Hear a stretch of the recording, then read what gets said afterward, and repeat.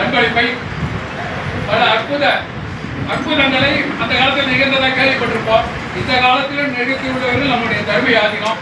அவர் சொன்ன மாதிரி செப்பேடுகளிலிருந்து பல்வேறு பணிகளை செஞ்சிருக்காரு. அந்த திருஞான சம்பந்தனுடைய ஓரொரு வாயின பாடலை 1 கோடி முறை பாட சொன்னாரு. பாடியதன் பலனாக சிலைகளும் செப்பேடுகளும் கிடைத்தது. உண்மையிலேயே அந்த காலத்தில் நினைக்காதீங்க. தர்மயாதீனம் போன்றவர்களுடைய திருநோக்கத்தாலையும் இன்றைக்கு அற்புதங்கள் நடந்து கொண்டிருக்கிறது. நமக்கு தான் அது தெரியல. நான் ஏற்கனவே சொன்னேன், சேக்கிழா உலகத்திலே மிக பிறந்த ஒரு சைவ அமைப்பு அப்படின்னு பார்த்தீங்கன்னா சேக்கிழா ஆராய்ச்சி மிஞ்சத்துக்கு ஆள் கிடையாது.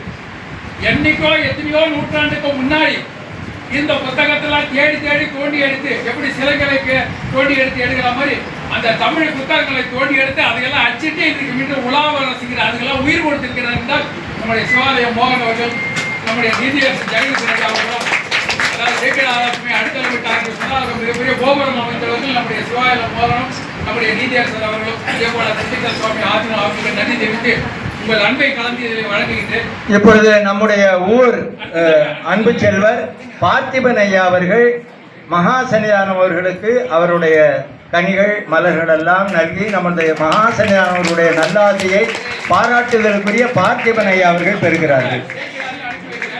முக்கியமான ஒரு விஷயம் சொல்லலாம். ஏன்னா நான் வந்து அப்போ சும்மா பேசிட்டு போகிறேன், அதுக்காக வரல.